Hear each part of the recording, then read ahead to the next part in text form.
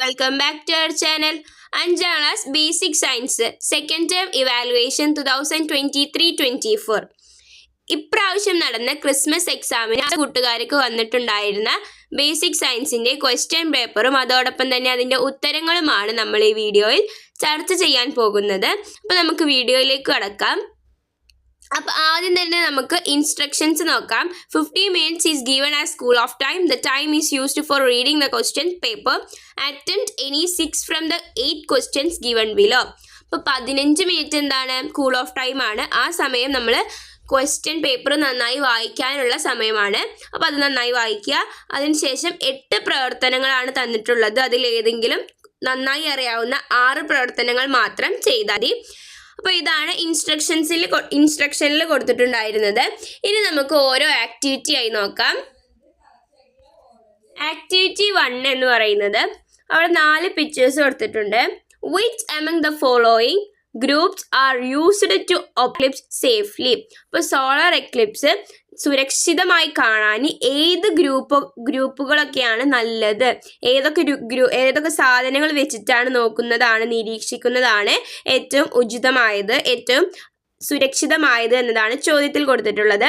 അപ്പോൾ group 1, group 2, group 3, group 4 ഇതിൽ ഏതൊക്കെ ഗ്രൂപ്പാണ് നല്ലത് എന്ന് നോക്കാം. അപ്പോൾ നമുക്കറിയാം ടെലിസ്കോപ്പും ബൈനോക്കുലറും ഒക്കെ വെച്ചിട്ട് നമ്മൾ നോക്കുന്നത് നമ്മുടെ അതായത് കണ്ണിന് വളരെയധികം ഡാമേജ് ആണെന്ന് നമുക്കറിയാം. അതുകൊണ്ട് തന്നെ നമ്മൾ ടെലിസ്കോപ്പും ബൈനോക്കുലറും ഉള്ളത് ഉപയോഗിക്കാൻ പറ്റില്ല, നിരീക്ഷിക്കാൻ നല്ലതല്ല. അപ്പോൾ ഗ്രൂപ്പ് 1 എന്താണ് അതുണ്ട്, അതുപോലെ തന്നെ ഗ്രൂപ്പ് 3 നല്ലതല്ല.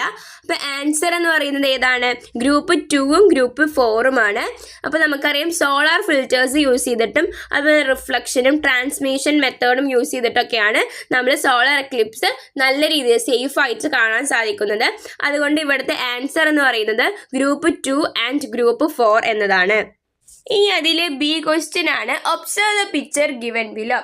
അപ്പോൾ താഴെ 2 പിക്ചറുകൾ കൊടുത്തിട്ടുണ്ട്, അത് നന്നായി നിരീക്ഷിക്കുക. The different types of solar Eclipse R given below, which are they? അപ്പോൾ ഇവിടെ കൊടുത്തിട്ടുള്ളത് ഡിഫറെൻറ്റ് ടൈപ്സിലുള്ള സോളാർ എക്ലിപ്സ് ആണ്. അപ്പോൾ അത് ഏതൊക്കെയാണ്, ചിത്രം 1 ഏതാണ്, ചിത്രം 2 ഏതാണെന്ന് ഐഡൻറ്റിഫൈ ചെയ്തിട്ട് അതിൻ്റെ പേര് എഴുതാനാണ് ക്വസ്റ്റ്യൻ വന്നിട്ടുള്ളത്. അപ്പോൾ പിക്ചർ 1 എന്താണ്? പിക്ചർ 1 ഏത് ടൈപ്പാണ്? റിംഗ് സോളാർ എക്ലിപ്സ് ആണ്. അതുപോലെ പിക്ചർ 2 എന്ന് പറയുന്നത് പാർഷ്യൽ സോളാർ എക്ലിപ്സ് എന്നതാണ്. അപ്പോൾ അങ്ങനെയാണ് അതിൻ്റെ ഉത്തരങ്ങൾ. ഇനി അടുത്തത് അതിലെ സി ക്വസ്റ്റ്യൻ ആണ്. Choose the right statement from the following. താഴെ കൊടുത്തിട്ടുള്ളവയിൽ ഏറ്റവും ശരിയായിട്ടുള്ള പ്രസ്താവന ഏതെന്ന് കണ്ടുപിടിക്കാനാണ്. അപ്പോൾ അവിടെ 4 സ്റ്റേറ്റ്മെൻറ്റ്സ് കൊടുത്തിട്ടുണ്ട്, നമുക്ക് വായിച്ചു നോക്കാം. When the shadow of the moon falls on the earth, it's called lunar eclipse. When the shadow of the earth fall on the moon, it's called solar eclipse. അപ്പോൾ അത് രണ്ടും തെറ്റായിട്ടുള്ളതാണ്. ഇനി മൂന്നാമത്തത് when the shadow of the earth falls on the moon, it is called lunar Eclipse. അപ്പോൾ അത് ശരിയാണ്. എന്താണ്? Shadow earth മൂണിലേക്ക് fall ചെയ്യുമ്പോൾ എന്താണ് സംഭവിക്കുക? ലൂണാർ എക്ലിപ്സ് ആണ്. അപ്പോൾ അതാണ് ഈ സ്റ്റേറ്റ്മെൻറ്റിൽ കറക്റ്റ് ആയത്. ലാസ്റ്റ് 1 തെറ്റാണ്. When the shadow of the sun falls on the earth it is called solar eclipse എന്നത് തെറ്റാണ്. അപ്പോൾ അതിൽ തേർഡ് ആയിട്ടുള്ള സ്റ്റേറ്റ്മെൻ്റ് ആണ് കറക്റ്റ് ആയത്. ഇനി ആക്ടിവിറ്റി 2 ആണ്. Flood and survival are the greatest challenges we face nowadays. അപ്പോൾ നമ്മളിപ്പോൾ നേരിടുന്ന ഏറ്റവും വലിയ പ്രശ്നങ്ങളിൽ ഒന്നാണ് വെള്ളപ്പൊക്കം എന്ന് പറയുന്നത് ഇപ്പോഴത്തെ കാലത്ത്. The natural calamities due to rain are flood, landslide, drowning, sea turbulence, etc. അപ്പോൾ പ്രകൃതി ദുരന്തങ്ങൾ, മഴ കൊണ്ടുണ്ടാകുന്ന പ്രകൃതി ദുരന്തങ്ങളാണ് വെള്ളപ്പൊക്കം, അതുപോലെ ലാൻഡ്സ്ലൈഡ് മണ്ണിടിച്ചൽ, ഡ്രോണിങ് മുങ്ങിമരണം, അതുപോലെ തന്നെ കടലാക്രമണം എന്നിവ. A question. Some natural calamities and their preventive control measure are given below. Add some other methods to prevention. അപ്പോൾ താഴെ എന്താണ് വെള്ളപ്പൊക്കത്തിൻ്റെയും അതുപോലെ തന്നെ മുങ്ങിമരണത്തിൻ്റെയും നിയന്ത്രണ മാർഗങ്ങൾ കൊടുത്തിട്ടുണ്ട് കുറച്ച്. അപ്പോൾ അതിൻ്റെ കൂടെ കുറച്ചും കൂടി കൂട്ടിച്ചേർക്കാനാണ് പറഞ്ഞിട്ടുള്ളത്. അപ്പോൾ എന്തൊക്കെ കൺട്രോൾ മെഷേഴ്സാണ് നമുക്ക് എടുക്കാൻ കഴിയുക എന്നത് കുറച്ച് എഴുതാനാണ് പറഞ്ഞിട്ടുള്ളത്. അപ്പോൾ അവിടെ കൊടുത്തിട്ടുണ്ട് ഫ്ലഡ് എന്നത് വെള്ളപ്പൊക്കം. Don't hinder the flow of water, അപ്പോൾ ജലത്തിൻ്റെ ഒഴുക്കിനെ തടസ്സപ്പെടരുത്. അപ്പോൾ droning give warning alerts periodically. അപ്പോൾ എന്താണ്, തുടർച്ചയായി ജാഗ്രതാ നിർദ്ദേശങ്ങൾ കൊടുക്കണം. അപ്പോൾ ഇതൊക്കെയാണ് ഇവിടെ പ്രിവെൻറ്റീവ് കൺട്രോൾ മെഷേഴ്സ് ആയിട്ട് കൊടുത്തിട്ടുള്ളത്. അപ്പോൾ ഇനി നമുക്ക് എന്തൊക്കെ എഴുതാവുന്നതാണ്? ഫ്ലഡ് എന്താ, make rain pits and water storage facilities, മഴക്കുഴയും അതുപോലെ തന്നെ വെള്ളം സ്റ്റോർ ചെയ്ത് വെക്കാനുള്ള ഫെസിലിറ്റീസ് കൊണ്ടുവരും. അതുപോലെ തന്നെ ഡ്രോണിങ്ങിൽ നമുക്ക് എഴുതാവുന്നതാണ് learning swimming, do not go to unfamiliar water bodies. അപ്പം നീന്തൽ പഠിക്കണം, അതുപോലെ തന്നെ പരിചയമില്ലാത്ത വെള്ളങ്ങളുള്ള സ്ഥലത്ത്, പരിചയമില്ലാത്ത നദികളിലോ കുളങ്ങളിലോ ഒന്നും പോകരുതെന്നും നമുക്ക് ഒരു പ്രിവെൻറ്റീവ് കൺട്രോൾ മെഷേഴ്സ് ആയിട്ട് നമുക്ക് എഴുതാവുന്നതാണ്. അടുത്തത് find out the reasons for the land slide from the following. താഴെ കൊടുക്കുന്നവ എടുത്തെഴുതാനാണ് പറഞ്ഞിട്ടുള്ളത്. അപ്പോൾ അവിടെ 4 സ്റ്റേറ്റ്മെൻറ്റ്സ് ആണ് കൊടുത്തിട്ടുള്ളത്. The cultivation methods with large scale soil digging. എന്താണ്, വൻതോതിൽ മണ്ണ് ഇളക്കിയിട്ടുള്ള കൃഷിരീതി എന്താണ്, അത് മണ്ണിടിച്ചിലിന് കാരണമാകുന്നതാണ്. അപ്പോൾ അത് നമുക്ക് ഒന്ന് എഴുതാവുന്നതാണ്. അപ്പോൾ അത് കറക്റ്റാണ്, ലാൻഡ് സ്ലൈഡിന് കാരണമാകുന്നതാണ്. ഇനി അടുത്തത് encroachment of river banks four construction. എന്താണ്, നദീതടങ്ങളിൽ കയ്യേറിയിട്ടുള്ള നിർമ്മാണ പ്രവർത്തനങ്ങൾ. അതെന്താണ്, അത് മണ്ണിടിച്ചലിനല്ല, അത് വെള്ളപ്പൊക്കം, ഫ്ലഡിനൊക്കെയാണ് കാരണമാകുക അങ്ങനത്തത്. ഇനി അടുത്തത് levelling of water bodies and agricultural fields. ജലാശയങ്ങൾ, പാടശേഖരങ്ങൾ എന്നിവ മണ്ണിട്ട് നികത്തുക എന്നത് ഏതിനാണ്? അത് മണ്ണിടിച്ചലിനല്ല കാരണമാകുന്നത്, അതെല്ലാം വെള്ളപ്പൊക്കത്തിന് കാരണമാകുന്നതാണ്. അപ്പോൾ അത് റോങ് ആയിട്ടുള്ളതാണ്. ലാസ്റ്റ് വൺ എന്ന് പറയുന്നത് the unscientific construction works in steep places. എന്നാൽ ചെകുത്തായ പ്രദേശങ്ങളിൽ അശാസ്ത്രീയമായിട്ടുള്ള നിർമ്മാണ പ്രവർത്തനങ്ങൾ എന്തിന് കാരണമാകുന്നു? വെള്ളപ്പൊക്കത്തിനല്ല, മണ്ണിടിച്ചലിന് കാരണമാകുന്നു. അപ്പോൾ ഇതിൽ ഫസ്റ്റ് വണ്ണും അതുപോലെ തന്നെ ലാസ്റ്റ് വണ്ണുമാണ് മണ്ണിടിച്ചൽ, ലാൻഡ് സ്ലൈഡിന് കാരണമാകുന്നത്. ബാക്കി 2 എന്ന് പറയുന്നത് ഫ്ലഡിനാണ്. അപ്പോൾ നമ്മളോട് ചോദിച്ചിട്ടുള്ളത് ക്വസ്റ്റ്യൻ്റെ ആൻസർ എന്ന് പറയുന്നത് സ്റ്റേറ്റ്മെൻറ്റ് 1 ആൻഡ് സ്റ്റേറ്റ്മെൻറ്റ് 4.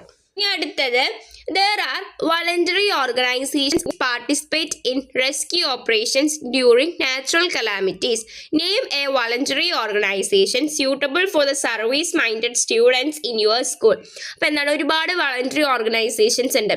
എന്തെങ്കിലും പ്രകൃതി ദുരന്തങ്ങൾ വരുമ്പോൾ അതിനെ റെസ്ക്യൂ ഓപ്പറേഷൻസ് ആയിട്ട് പ്രവർത്തിക്കുന്ന ഒരുപാട് വോളണ്ടറി ഓർഗനൈസേഷൻ ഉണ്ട്.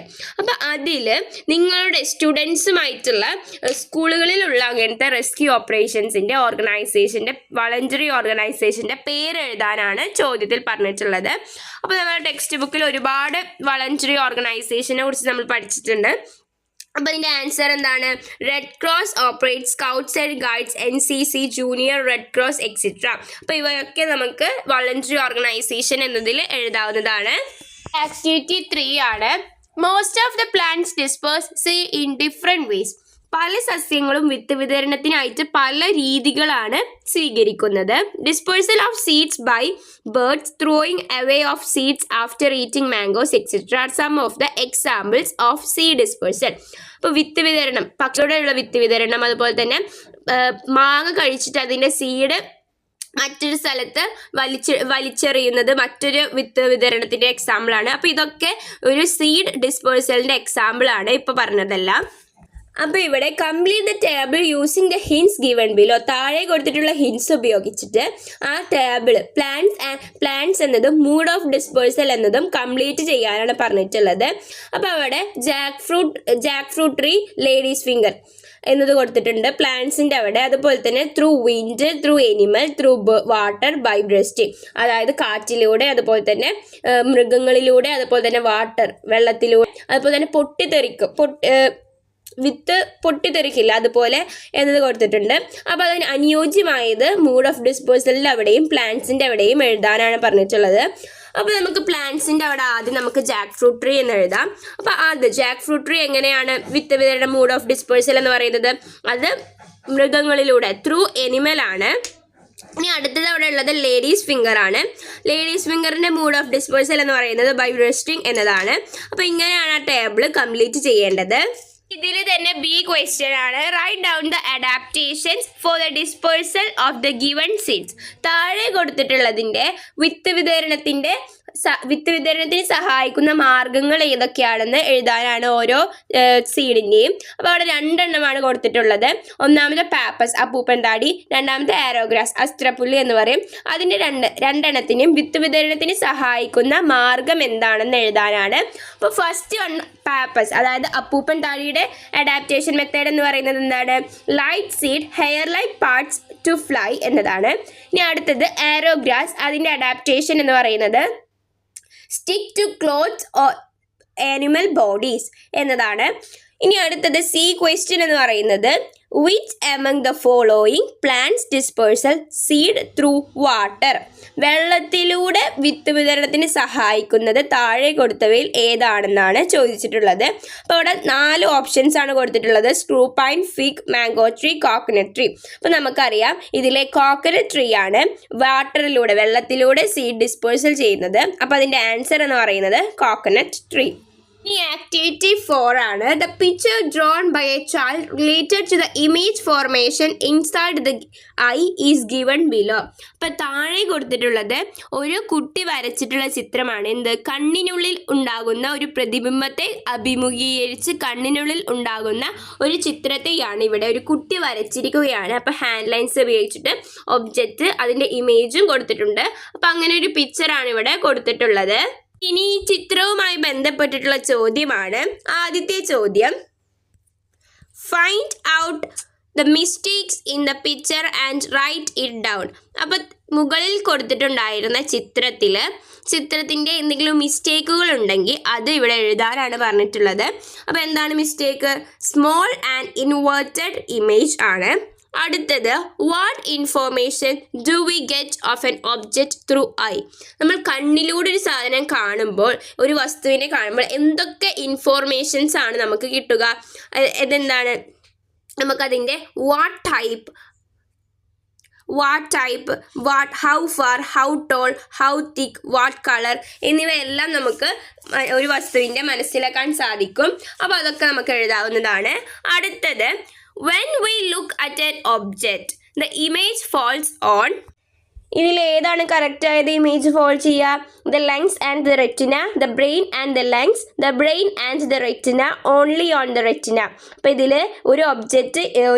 നമ്മളൊരു ഒബ്ജക്റ്റ് ലുക്ക് ചെയ്യുമ്പോൾ അതിൻ്റെ ഇമേജ് എവിടെയാണ്? Only on the retina. അതാണ് കറക്റ്റ് ആൻസർ. അപ്പോൾ ലാസ്റ്റ് വണ്ണാണ് കറക്റ്റ് ആയിട്ടുള്ള സ്റ്റേറ്റ്മെൻറ്റ് എന്ന് പറയുന്നത്. ഇനി അടുത്തത് ആക്ടിവിറ്റി 5 ആണ്. Filament is a project being implemented in Kerala. There are people still using the filament bulb only. Filament bulb ഇല്ലാത്ത കേരളം എന്ന ഒരു പദ്ധതി കേരളത്തിൽ നടപ്പാക്കുകയാണ്. എന്നാലും ഇപ്പോഴും ഫിലമെന്റ് ബൾബ് മാത്രം ഉപയോഗിക്കുന്നവർ നമുക്ക് ചുറ്റുമുണ്ട്. ഇവിടെ എ ക്വസ്റ്റ്യൻ എന്ന് പറയുന്നത് write an experiment to show how filament bulb consume more energy, electrical energy. അപ്പോൾ എന്താണ് ഒരു എക്സ്പെരിമെൻറ്റ്? എങ്ങനെ ഫിലമെൻറ്റ് ബൾബ് കൂടുതൽ വൈദ്യുതി, ഇലക്ട്രിക് എനർജി കൺസ്യൂം ചെയ്യുന്നുണ്ട് എന്ന് തെളിയിക്കുന്ന ഒരു എക്സ്പെരിമെൻറ്റ് എഴുതാനാണ്. അപ്പോൾ നമ്മൾ ടെക്സ്റ്റ് ബുക്കിൽ അങ്ങനത്തെ ഒരു എക്സ്പെരിമെൻറ്റ് ഉണ്ടായിരുന്നു. ടെക്സ്റ്റ് ബുക്കിൽ 2 പിക്ചേഴ്സ് ഉണ്ടായിരുന്നു, ഫിഗർ എ, ഫിഗർ ബി.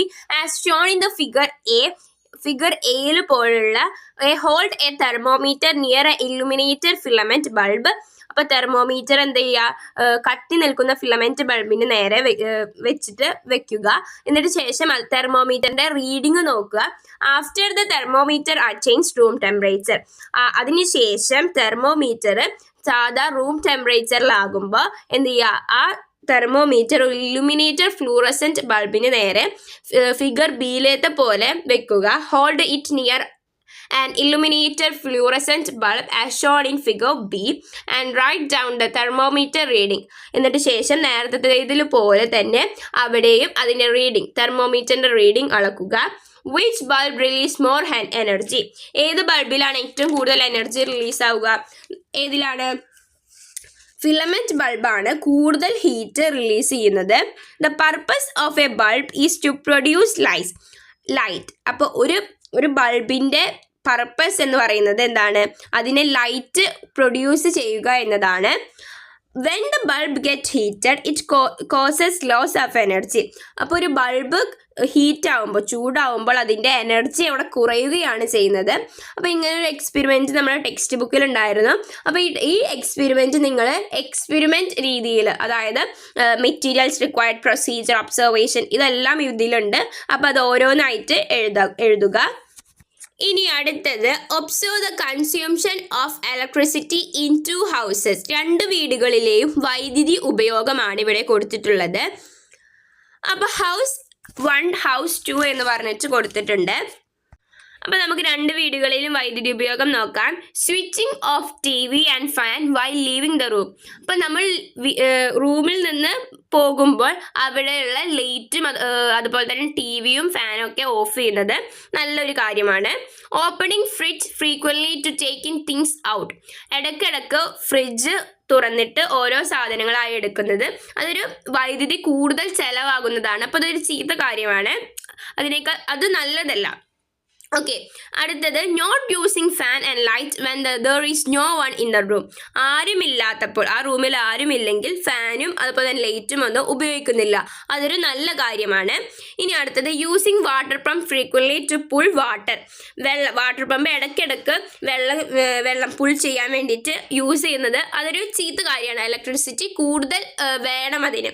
അപ്പോൾ ഇതിൽ 2 കാര്യങ്ങൾ ചീത്തതാണ്. അതായത് 2 കാര്യങ്ങൾ അവോയ്ഡ് ചെയ്യുന്നതായിരിക്കും നല്ലത്. ഓക്കെ, ഇനി അടുത്തത് ഹൗസ് 2 എന്ന് പറയുന്നത് each one of in the family ions clothes at different time. വീട്ടിലുള്ള ഓരോ അംഗങ്ങളും പല സമയത്താണ് അയൺ ചെയ്യുന്നത്. അതൊരു ഒരു നല്ല കാര്യമല്ല.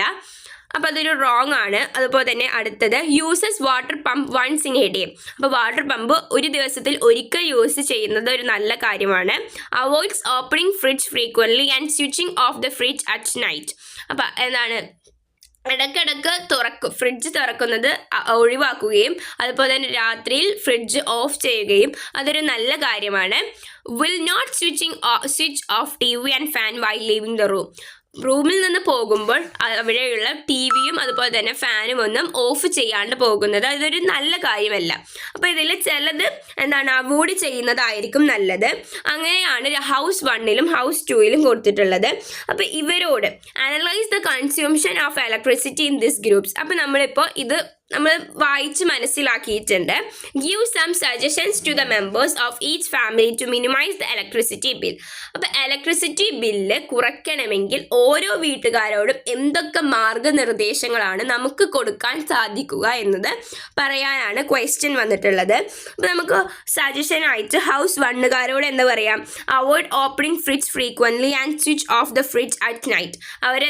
ഇടയ്ക്കിടയ്ക്ക് ഫ്രിഡ്ജ് തുറക്കുന്നുണ്ട്. അപ്പോൾ അത് ഒഴിവാക്കിയതിന് ശേഷം അവോയ്ഡ് ചെയ്യാം. അതായത് ഇടയ്ക്കിടയ്ക്ക് തുറക്കുന്നത് അവോയ്ഡ് ചെയ്യുകയും അതുപോലെ തന്നെ switch off the fridge at a night too. രാത്രിയിൽ ഫ്രിഡ്ജ് ഓഫ് ചെയ്യുകയും പറയാം. അതുപോലെ തന്നെ അവരോട് പറയാം uses water pump once in a day. ഒരു ദിവസത്തിൽ ഒരിക്കൽ മാത്രം വാട്ടർ പമ്പ് ഉപയോഗിക്കുക എന്ന് പറയാം. അങ്ങനെ ചെയ്താൽ ആ ഹൗസ് 1ത്തെ വീട്ടുകാരുടെ ഇലക്ട്രിസിറ്റി ബില്ല് കുറയ്ക്കാൻ സഹായകരമാണ്. ഇനി അടുത്തത് ഹൗസ് 2. അവരോട് എന്തൊക്കെ സജഷൻസ് നമുക്ക് പറയാം? Each one of in the family ions clothes at different times എന്നത് മാറ്റിയിട്ട് അറ്റ് എ ടൈം. എല്ലാവരും ഒരേ സമയം തന്നെ ക്ലോത്ത്സ് അയൺ ചെയ്തിട്ടുണ്ടെങ്കിൽ അത് ഇലക്ട്രിസിറ്റി ബില്ല് കുറയ്ക്കാൻ സഹായകരമാണ്. അതുപോലെ തന്നെ switching of TV and fan while leaving the room. റൂമിൽ നിന്ന് പോകുമ്പോൾ TVയും ഫാനും ഒക്കെ ഓഫ് ചെയ്യുന്നതും ഒരു നല്ല കാര്യമാണ്. ഇങ്ങനെയൊക്കെ ചെയ്തിട്ടുണ്ടെങ്കിൽ, ഇങ്ങനെ 2 വീട്ടുകാരും ഇങ്ങനെ ചെയ്താൽ അവരുടെ ഇലക്ട്രിസിറ്റി ബില്ല് കുറയ്ക്കാൻ സഹായകരമാണ്. ഇനി അടുത്തത് ക്വസ്റ്റ്യൻ ആണ്. Name 1 gaseous fuel. Gaseous fuel എഴുതാനാണ്. അപ്പോൾ ഹൈഡ്രജൻ എഴുതാം, LPG, CNG എന്നതൊക്കെ നമുക്ക് അവിടെ എഴുതാവുന്നതാണ്. Activity 6. Following are some information about a survey conducted by the students in the program named A Basket Full of Vegetables organized by the Science Club. Science club നടത്തിയ ഒരു പ്രോഗ്രാമാണ് A basket full of vegetables. ഒരു കുടം നിറയെ പച്ചക്കറികൾ എന്ന് പറയുന്ന ഒരു പ്രോഗ്രാം. അതിൻ്റെ ഭാഗമായിട്ട് ഒരു സർവേ കണ്ടക്ട് ചെയ്തിട്ടുണ്ടായിരുന്നു വിദ്യാർത്ഥികൾ. അപ്പോൾ അതിലെ കുറച്ച് ഇൻഫോർമേഷനുകളാണ് താഴെ കൊടുത്തിട്ടുള്ളത്. Analyse the table and answer the following. ഈ ടേബിൾ നിരീക്ഷിച്ചതിന് ശേഷം, മനസ്സിലാക്കിയതിന് ശേഷം താഴെ കൊടുത്തിട്ടുള്ള ചോദ്യങ്ങൾക്ക് ഉത്തരം എഴുതാനാണ്. അപ്പോൾ നമുക്ക് ഈ ടേബിൾ ഒന്ന് നിരീക്ഷിച്ച് നോക്കാം. അപ്പോൾ ഇവിടെ 5 ചൈൽഡ് ഫാമേഴ്സ് ആണ് കൊടുത്തിട്ടുള്ളത്. അപ്പോൾ അവർ എന്തൊക്കെ കാര്യങ്ങളാണ്, things do by child farmers, കുട്ടി കർഷകർ എന്തൊക്കെ കാര്യങ്ങളാണ് ചെയ്തതെന്ന് കൊടുത്തിട്ടുണ്ട്. Quality seeds has been selected.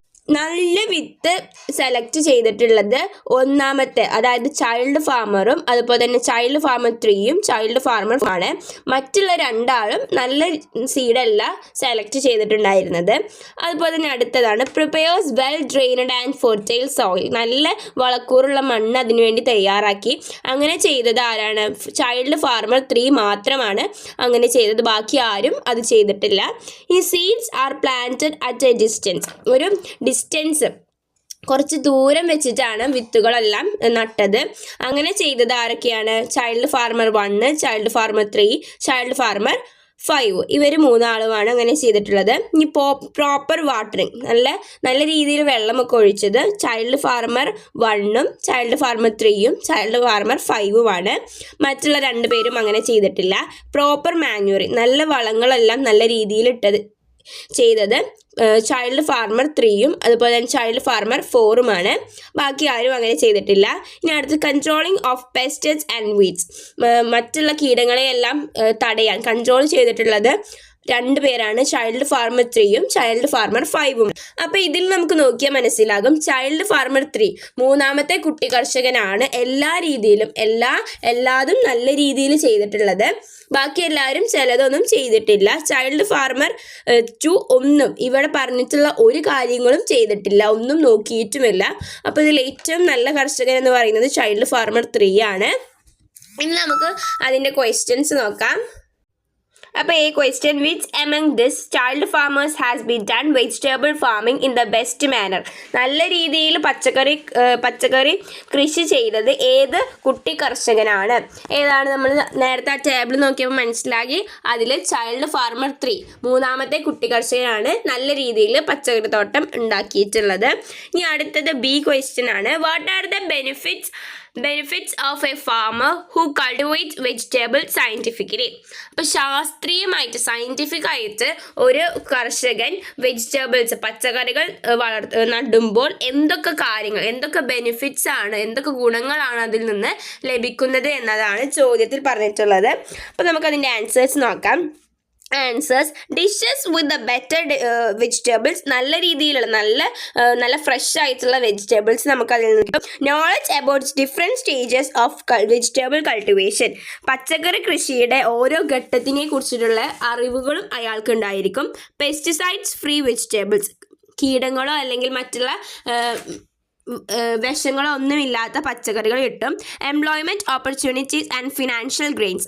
Employment, തൊഴിലാളികളുടെ തൊഴിൽ മേഖല വർദ്ധിക്കുകയും അതുപോലെ തന്നെ അവരുടെ സാമ്പത്തിക സ്ഥിതി വളരുകയും ചെയ്യും. അപ്പോൾ ഇതൊക്കെയാണ് ബെനിഫിറ്റ്സ് എന്ന് പറയുന്നത്. അടുത്ത question, what are the suggestions that you can be given to the child farmers who did not get better yield. നല്ല കൃഷി, അവർ ചെയ്തിട്ടുള്ള ഒരു ഹാർഡ് വർക്കിന് നല്ലൊരു കൃഷിയിൽ നിന്ന് കിട്ടിയിട്ടില്ല.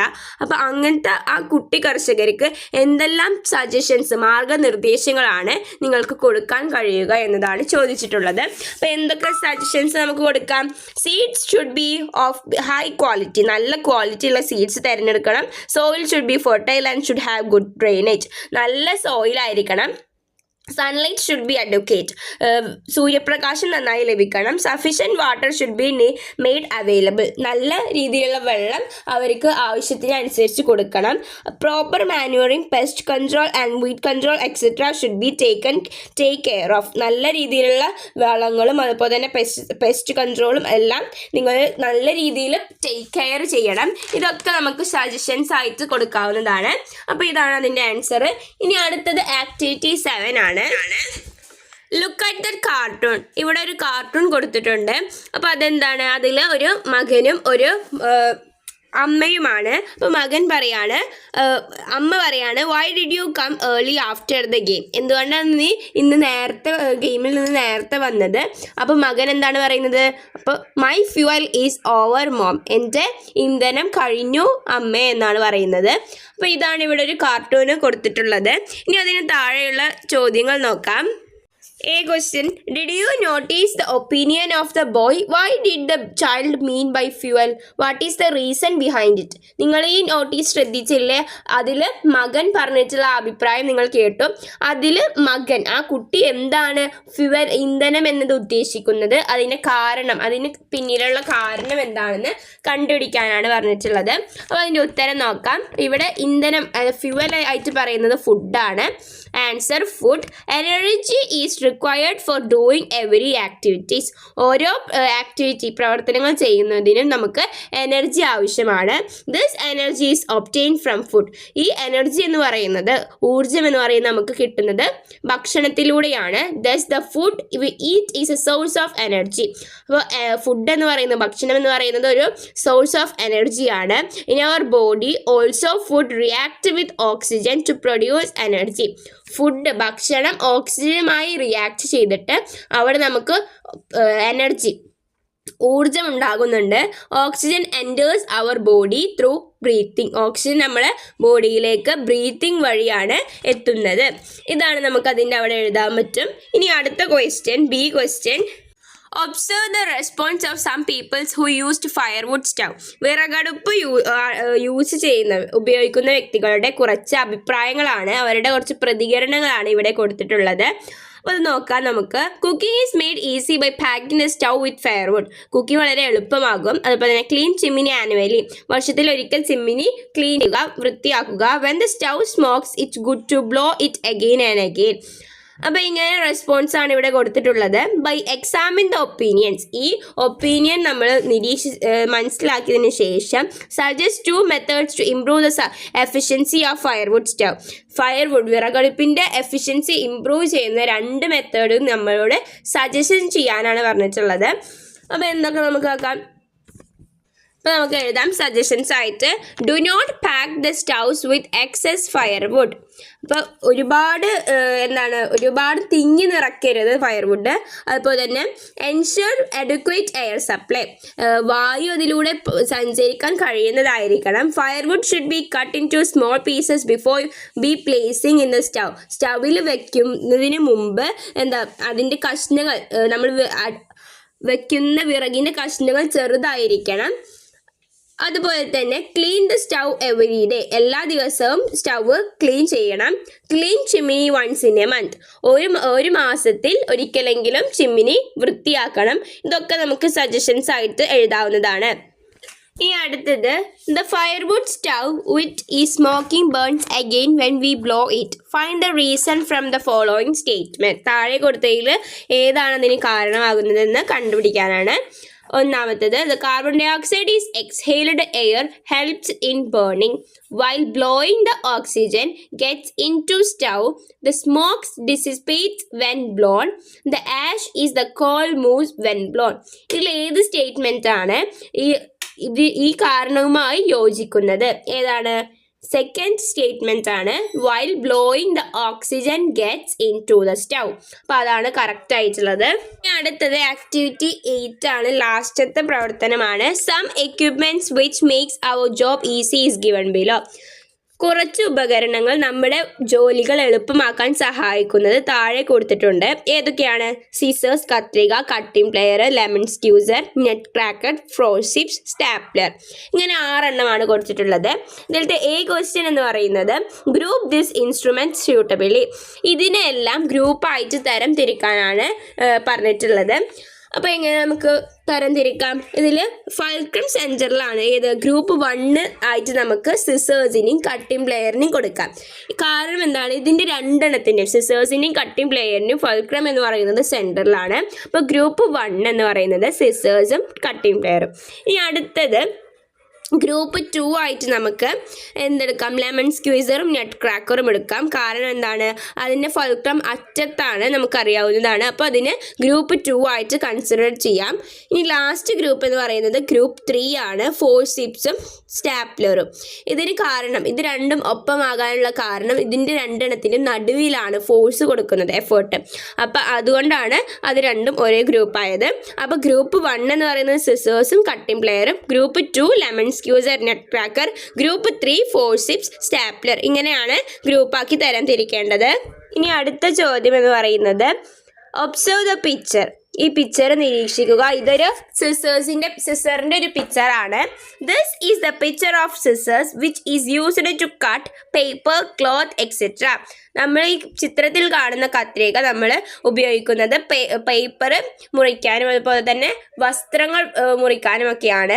If this is used to cutting a thin sheet, what changes should be made in its assembling.